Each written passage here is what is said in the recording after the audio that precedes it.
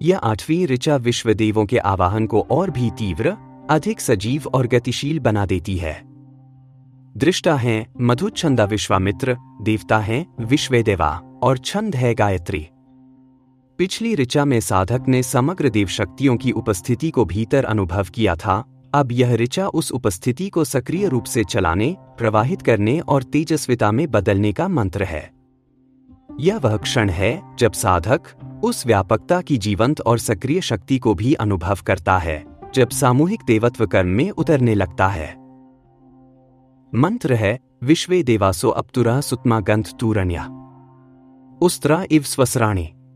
इसका शाब्दिक अर्थ है, हे विश्वे देवों जो सदा कर्म में तत्पर और शीघ्रता से आने वाले हैं, आप इस तैयार सोमरस की ओर तुरंत पधारिए।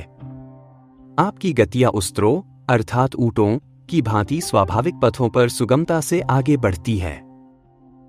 यहां अप्तुरः उनका कर्म सिद्धता और तेजस्विता दर्शाता है, तूरण्य उनकी शीघ्रता और स्वसराणी उनकी स्वाभाविक सहज दिशाएं जहां वे बिना अवरोध आगे बढ़ते हैं। आध्यात्मिक दृष्टि से यह ऋचा साधक के भीतर उस शक्ति को जगाती है जो तेज, स्पष्ट और प्रतिबद्ध है। जब विश्वदेव भीतर आहूत होते हैं तो साधक कोई शांत स्थिर झील नहीं रहता, बल्कि एक प्रवाहमान ऊर्जा बन जाता है।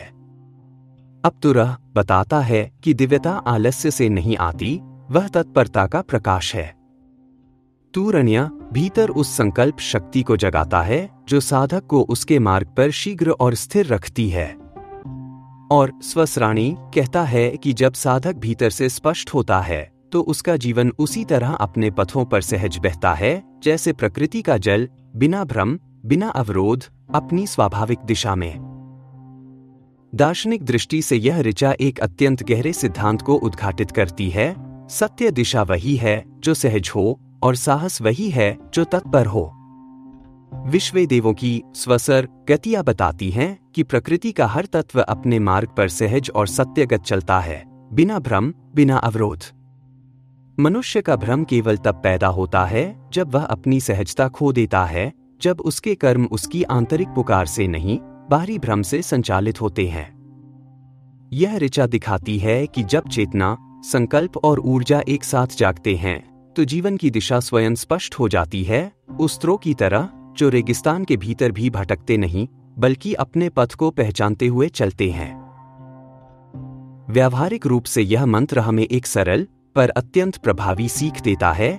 जीवन में वही सफल होता है जो 3 गुणों को जोड़ ले, तत्परता, स्पष्टता और स्वाभाविकता। अप्तुरः कहता है तुम्हारा कर्म जागृत होना चाहिए, तूरण्य कहता है तुम्हारी चाल निर्णायक होनी चाहिए, और स्वसराणी बताता है तुम्हारा मार्ग वही होना चाहिए जहां तुम्हारा स्वभाव, तुम्हारी अंतर्दृष्टि और तुम्हारी मौलिकता तुम्हें ले जाना चाहती है।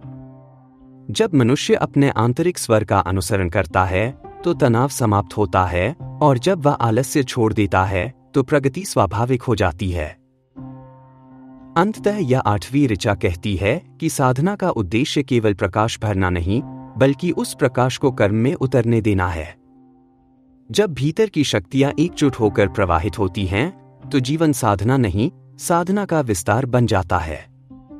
विश्वे देवों की यह पुकार हमें याद दिलाती है कि दिशा वही है जो भीतर से जन्म ले, और गमन वही है जो तत्परता से हो।